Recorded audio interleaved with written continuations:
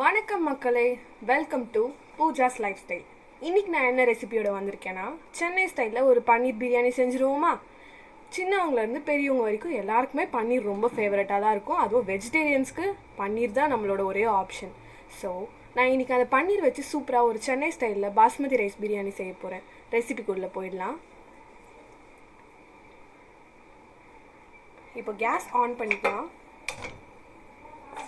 On பண்ணி ஒரு தவா வச்சு நம்ம ஃபஸ்ட்டு பன்னீரை மேரினேட் பண்ணி ஃப்ரை பண்ணிட போகிறோம்.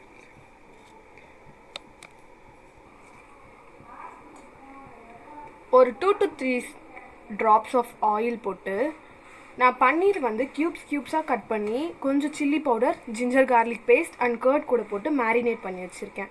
நம்ம இந்த மாதிரி பன்னீரை ஃப்ரை பண்ணி போடுறதுனால நம்மளோட பிரியாணியில் வந்து நம்ம பன்னீர் வந்து நல்லா கொஞ்சம் ஒரு மாதிரி ட்ரையாக இல்லாமல் கொஞ்சம் ஜூஸியாக அண்ட் வந்து அந்த பன்னீரோட டேஸ்ட் கொஞ்சம் நல்லாயிருக்கும். ஸோ நான் பன்னீரை வந்து ஒன்றா போட்டு ஃப்ரை பண்ணிக்கிறேன்.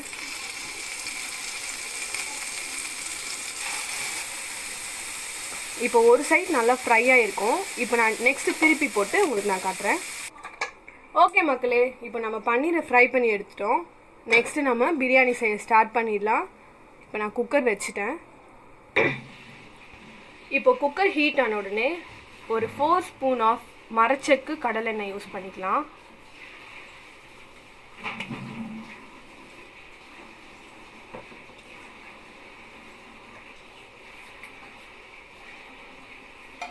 ஒன் ஸ்பூன் ஆஃப் கீ போட்டுக்கலாம்.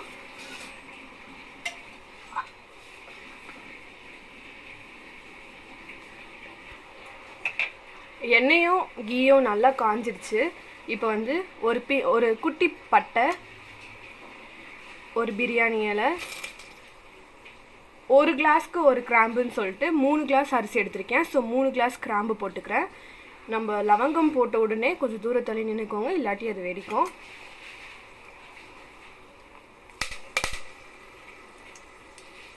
வெடிச்சு முடிச்சிருச்சு. இப்போ நான் 3 தின்னா ஸ்லைஸ் பண்ண ஆனியன்ஸ் போட்டுக்கிறேன்.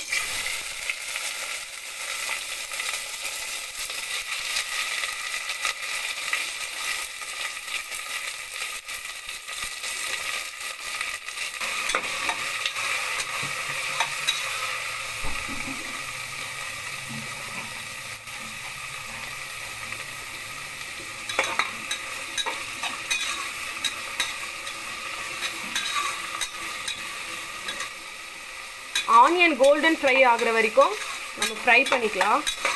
நான் ஃப்ரை ஆனோடனே காட்டுறேன் உங்களுக்கு. இப்போ நான் 2 spoon of ginger garlic paste போட்டுக்கிறேன்.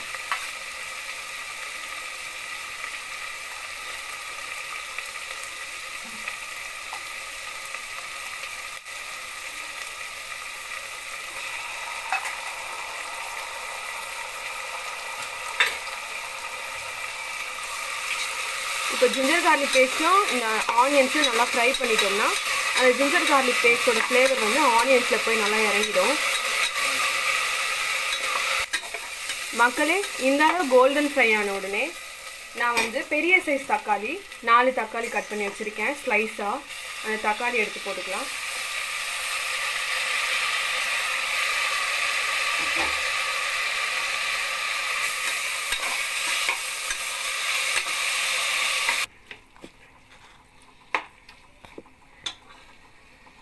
தக்காளி போட்ட உடனே நம்ம வந்து புதினா போட்டுக்கலாம்.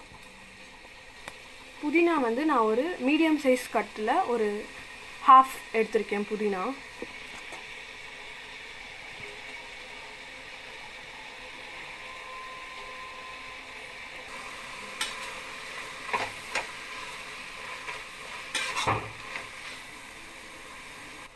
ஓகே மக்களே, இப்போ வந்து நான் 3 கிளாஸ் ஆஃப் ரைஸ்க்கு 1/4 கிளாஸ் வந்து இந்த கிளாஸில் தான் நான் அரிசி எடுத்தேன். இதே கிளாஸில் 1/4 கிளாஸ் அளவு நான் கர்ட் போட்டுக்கிறேன். க்ரீன் சில்லிஸை 2ஆக கீரி போட்டிருக்கேன். இந்த பிரியாணியில் போடுற க்ரீன் சில்லிஸ் வந்து சாப்பிடும் போது செம்ம ஃப்ளேவர்ஃபுல்லாக இருக்கும். நீங்கள் ட்ரை பண்ணி பாருங்கள்.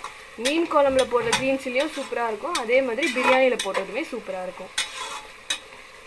இந்த ஸ்டேஜில் வந்து நம்ம காஷ்மீரி மிளகாத்தூள் போட்டுக்கலாம். காஷ்மீரி மிளகாத்தூள் ஒரு ஸ்பூன் போட்டுக்கிறேன். வெறும் மிளகாத்தூள் ஒரு ஸ்பூன் போட்டுக்கிறேன் நான்.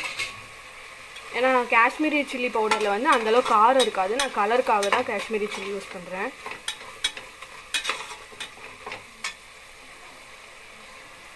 இந்த ஆனியன்ஸ், டொமேட்டோ, மசாலா பொடி எல்லாமே பிளெண்ட் ஆகி ஒரு மாதிரி தொக்கு மாதிரி வந்ததுக்கப்புறமா நம்ம தண்ணி மெஷர் பண்ணி போட்டுக்கலாம். இப்போ நான் வந்து இந்த கிளாஸில் 3 கிளாஸ் அரிசி எடுத்திருக்கேன். ஸோ 1 கிளாஸ்க்கு பாஸ்மதி ரைஸுன்றதுனால நான் 1.5 கிளாஸ் தண்ணி வைக்கிறேன். ஸோ அப்போ 3 கிளாஸ்க்கு 4.5 கிளாஸ் தண்ணி வைக்கணும். 1/4 கிளாஸ் நமக்கு கர்ட் போட்டதுனால நான் வந்து 4.25 கிளாஸ் தண்ணி வைக்க போகிறேன்.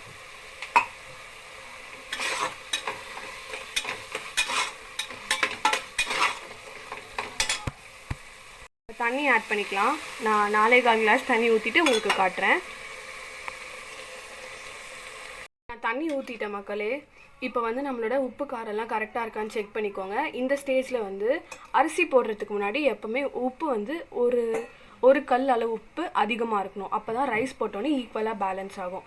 ஸோ நீங்கள் உப்பு காரம்லாம் செக் பண்ணிக்கோங்க இந்த ஸ்டேஜில். ஓகே மக்களே, தண்ணி நல்லா கொதிச்சிடுச்சு. நான் உப்பு காரமும் செக் பண்ணிட்டேன். இந்த ஸ்டேஜில் வந்து நம்ம பாஸ்மதி ரைஸ் ஆட் பண்ணிக்கலாம். சென்னை ஸ்டைல் பிரியாணினாலே பாஸ்மதி ரைஸ் தான். ஸோ அதனால் நான் பாஸ்மதி ரைஸ் யூஸ் பண்ணியிருக்கேன். ஓகே மக்களே, இப்போ வந்து நான் அரிசி எல்லாமே வடித்து இந்த தண்ணியில் போட்டுட்டேன். இப்போ வந்து நம்ம பன்னீர் எடுத்து போட்டுக்கலாம். பன்னீர் வந்து சிலவங்க வந்து பிரியாணி குக் ஆனதுக்கப்புறம் லாஸ்ட்டாக வந்து போடுவாங்க ஃப்ரை பண்ண பன்னீரை. பட் அப்படி போட்டோம்னா அந்த டேஸ்ட்டே வந்து பன்னீருக்குள்ளே இறங்காது. ஸோ இப்போவே நம்ம போட்டோம்னா அந்த அந்த மசாலாஸ் எல்லாமே பன்னீர் கூட மர்ஜ் ஆகி நல்லா பன்னீர் சாஃப்டாக குக் ஆகிடும். ஸோ நான் பன்னீர் எல்லாத்தையுமே இப்போ சேர்த்துக்கிறேன். இப்போ பன்னீர் போட்டுட்டு நம்ம ரொம்ப கிண்டக்கூடாது, ஏன்னா பன்னீர் வந்து உடஞ்சிரும். ஸோ நம்ம ஜென்டலாக ஒரு மிக்ஸ் கொடுத்துட்டு அதுக்கப்புறம் நம்ம வந்து விசில் வச்சிடலாம். ஓகே மக்களே, இப்போ ஒரு பாயிலிங் பாயிண்ட் வந்த உடனே நம்ம குக்கர் மூடிடலாம். எப்போவுமே இந்த ரப்பர் மட்டும் நான் சொன்ன மாதிரி ஒரு முறை வாஷ் பண்ணிவிட்டு போடுங்க. அதே மாதிரி இந்த நாசிலையும் வந்து நம்ம ஒரு முறை ஊதிட்டு போடணும். டஸ்ட் ஏதாவது இருக்கும். ஸோ அதை ஊதிட்டு போடுறது நமக்கு சேஃப்.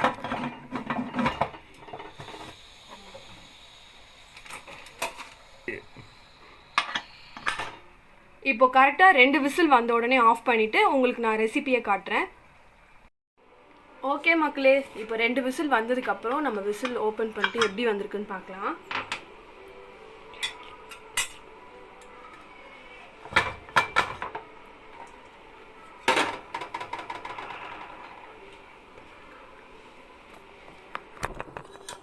இது பாஸ்மதி ரைஸ்ன்றதுனால நம்ம கொஞ்சம் சாஃப்டாக தான் ஹேண்டில் பண்ணோம், இல்லாட்டி ரைஸ் உடஞ்சிடும்.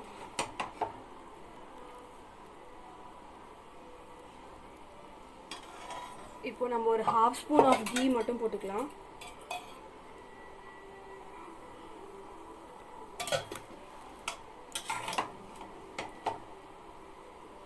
ரைஸ் உடையாம சாஃப்டாக வந்திருக்கு.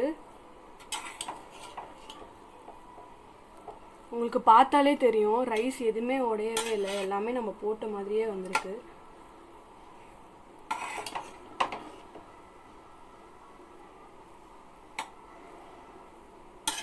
ஓகே மக்களே, நான் உங்களுக்கு பிளேட்டிங் பண்ணி காட்டுறேன். மக்களே, நான் பிளேட்டிங் பண்ணிட்டேன். என்னோடய பன்னீர் பிரியாணி ரெசிபி பாருங்கள், சூப்பராக இருக்குது. நான் இதுக்கு வந்து எக் தொக்கும் ஆனியன் பச்சடியும் வச்சு சாப்பிட போகிறேன். நீங்களும் இந்த ரெசிபியை ட்ரை பண்ணி பாருங்கள். ட்ரை பண்ணி கமெண்ட் பண்ணுங்கள் எப்படி இருந்துச்சுன்னு சொல்லிட்டு. என்னோடய channel like, share and subscribe பண்ணி உங்களோட ஆதரவு கொடுங்க. தேங்க்யூ மக்களே.